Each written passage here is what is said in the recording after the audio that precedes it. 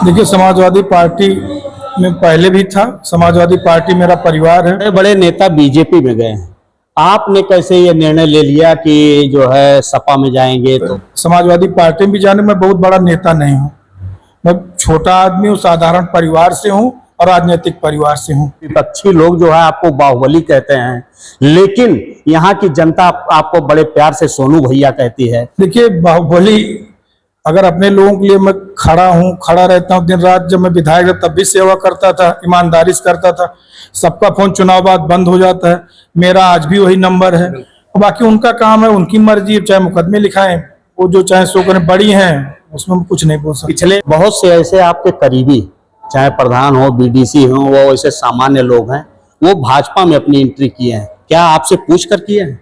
हमसे कोई नहीं पूछा था, सब अपने मर्जी से गए हैं। सबका अपना अपना प्रधान है, सबको परेशान किया। जो कुछ भी हो, जो उन्होंने अपना मैनेजमेंट चलाया। देखिए, खाली प्रधान से नहीं सब कुछ होता है, आम जनमानस भी गांव में रहता है। यहाँ तो डराया धमकाया जा रहा है, तुम्हारे यहाँ 400 वोट नहीं मिलेगा, तुम्हें चुनाव बाद देख लिया जाएगा। हर नेता के साथ ये दिक्कत है। आदमी कहाँ है, क्या कर, हम सबके ऊपर निगाह लगा के तो बैठे नहीं है, न किसी से ऐसा कुछ करवा रहे हैं। हाँ, कुछ लोगों ने हो सकता है गलती की हो तो, लेकिन मैंने कभी किसी गलती करने वाले को अपनी तरफ से किसी को छोड़ा नहीं है। न मैं समय समय पर समझाते रहे हैं, टिप्स देते रहे हैं कि ऐसी गलती नहीं होनी चाहिए। समझाने की आप बात करें, मैं घर से भगा देता हूँ, मैं बात तक नहीं करता। नमस्कार, दस्तक भारत में आज हमारे बीच में चंद्रभद्र सिंह सोनू जी हैं, जो पहचान के मोहताज नहीं है। भद्र परिवार में कहा जाए तो राजनीति आजादी के बाद से आपके बाबा शारदा प्रसाद सिंह थे, जो ब्लॉक प्रमुख रहे हैं। पिताजी इंद्रभद्र सिंह थे, वो भी ब्लॉक प्रमुख और विधायक रहे हैं। इसके साथ ही माताजी उषा सिंह, वो भी ब्लॉक प्रमुख रही हैं। और आपके बारे में यह है कि चंद्रभद्र सिंह खुद 2002, 2007 के साथ ही उपचुनाव में भी विधायक रहे हैं, या यूं कहें कि 3 बार लगातार विधायक रहे हैं। अभी लोकसभा चुनाव भी आपने 2019 में फाइट किया था, जिसमें नाम मात्र वोट 14,000 से आपकी हार हुई थी, लेकिन 4,44,000 मत आपने प्राप्त किया था। शायद ऐसा कोई प्रत्याशी पहली बार रहा है। तो आइए इनसे ही सीधे जानते हैं। आप समाजवादी पार्टी में भी 2 दिन पहले गए हैं, कैसा लग रहा है आपको, क्या लग रहा है? देखिए, समाजवादी पार्टी में पहले भी था। समाजवादी पार्टी मेरा परिवार है। माननीय नेताजी मुझको अपने बेटे की तरह मानते थे, अखिलेश भैया मुझे छोटे भाई की तरह मानते थे। मैं बहुत दिनों से जाना भी चाहता था, लेकिन कुछ ऐसी चीजें थी कि नहीं हो पा रहा था। तो आपके आने से यूपी में समाजवादी पार्टी को कितना मजबूती मिलेगी पूरे यूपी में, क्योंकि क्षत्रिय वर्ग से भी हैं, क्या लग रहा है? नहीं, देखिए, क्षत्रिय की जहां तक बात है, मैं क्षत्रिय तो हूं ही, और क्षत्रिय के आने से भी काफी जो सीटें अभी तक बची हुई हैं, अब इससे अपने बगल में अम्बेडकर नगर है, और जहां जहां भी चुनाव हो रहा है, कुछ ना कुछ तो फायदा होगा ही, ज्यादा भी फायदा हो सकता है। क्योंकि जनता एक तरह से आप समझिए उब चुकी है। बड़े बड़े नेता बीजेपी में गए हैं, आपने कैसे ये निर्णय ले लिया कि जो है सपा में जाएंगे तो ठीक रहेगा? जबकि आपसे तो जब आप हारे थे तब से मेनका गांधी जी यहाँ सांसद हैं, बहुत विरोध रहा है, आपको बहुत ऐसे मुकदमों में फंसाया गया है, फिर भी आपने चयन किया समाजवादी पार्टी का। क्या निर्णय रहा, कैसे आपने निर्णय ले लिया? देखिए, जहां तक मुकदमों की बात है, आप लोग मीडिया से आप लोगों को मालूम है कि सारे मुकदमे मेरे ऊपर फर्जी लिखाए गए थे, और सारे मुकदमे मैं खत्म भी करा चुका हूं। और जहां तक समाजवादी पार्टी में भी जाने में बहुत बड़ा नेता नहीं हूं। मैं छोटा आदमी हूँ, साधारण परिवार से हूँ और राजनीतिक परिवार से हूँ। आप खुद भले ही अपने आप को छोटा मानते हैं, लेकिन विपक्षी लोग जो है आपको बाहुबली कहते हैं, लेकिन यहाँ की जनता आपको बड़े प्यार से सोनू भैया कहती है। तो क्या वजह है कि जो है इस तरह का जो है आरोप लगते हैं, बाहुबली कहा जाता है सारी चीजें?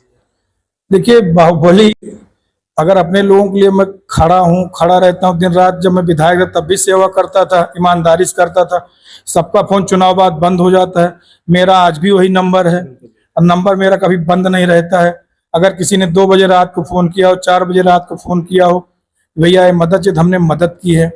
पिछले 12 साल से आपको पता मेरे पास कोई पद नहीं है, मेरी सारी पूंजी मेरे अपने लोग हैं। मैं उनके लिए, वो मेरे लिए हरदम, वो लोग मेरे लिए हर सुख दुख में खड़े रहे। मेरा भी फर्ज था, मेरा भी कर्तव्य तक मैं इन लोगों के लिए खड़ा रहा और पूरी ईमानदारी निष्ठा से मेरे साथ के लोग मेरे साथ थे, मैं भी उनके साथ था। वरुण गांधी जी को जिताने में आपकी अहम भूमिका थी। उसके बाद में चुनाव में एक आप प्रत्याशी बन गए और इतना 36 का आंकड़ा हो गया। मेनका जी, क्या वजह है इतनी दूरियां बन गई और लगातार मुकदमे लिखाने लगी? क्या लगता है क्यों उन्होंने ऐसा कदम उठाया? अब देखिए, तो आप उन्हीं से पूछिए कि उन्होंने ऐसा क्यों किया। मैंने अपनी तरफ से, आपको पता है, मैंने चुनाव में कोई कसर नहीं छोड़ी थी। बाकी उनका काम है, उनकी मर्जी, चाहे मुकदमे लिखाएं, वो जो चाहे सो करें, बड़ी हैं, उसमें हम कुछ नहीं बोल सकते। पिछले 5 साल में उन्होंने क्या विकास किया है, कुछ ऐसा आपके इसौली में ही खास तौर से? अब देखिए, उनके विकास के बारे में मुझे बहुत ज्यादा जानकारी नहीं है। अभी जानकारी आप उन्हीं से पूछिए कि उन्होंने कौन सा विकास किया है। बाकी सुल्तानपुर की जनता जवाब उसको देना है, मुझे नहीं देना है। अच्छा, ये जिस तरह से मतलब आपकी एक जन समर्थन है, लाखों लाख आपके समर्थक हैं, उसके बावजूद आप 14-15 हजार वोट से हारे हैं।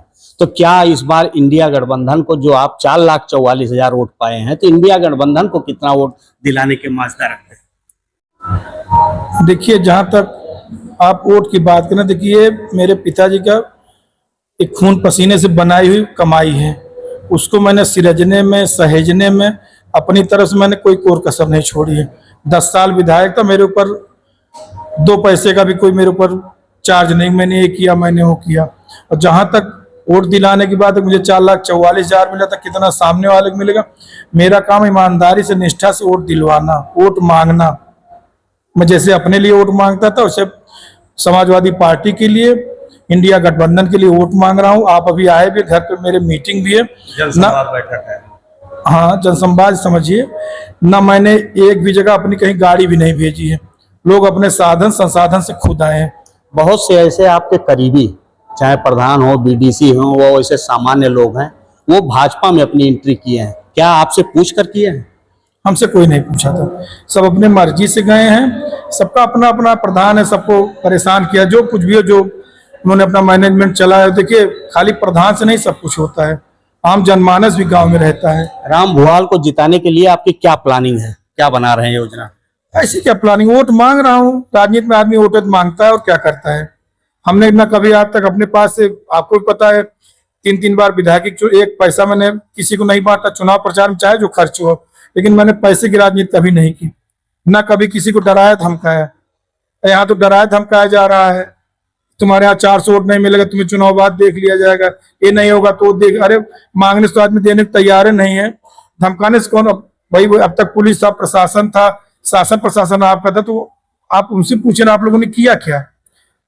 भाई, हमने तो ऐसा कुछ किया नहीं, आप लोग भी जानते हैं। तो क्या माना जाए, जिस तरह से इंडिया गठबंधन के साथ यादव, निषाद, मुस्लिम हैं, उसी तरह क्षत्रिय भी आपकी वजह से रहेगा साहब? देखिए, क्षत्रिय ब्राह्मण सब हैं, भुगत सब रहे हैं।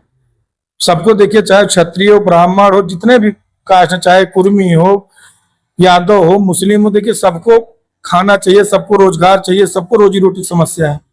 किसी को कुछ नहीं मिल रहा है, कब तक 5 किलो राशन काम चलेगा? बिल्कुल।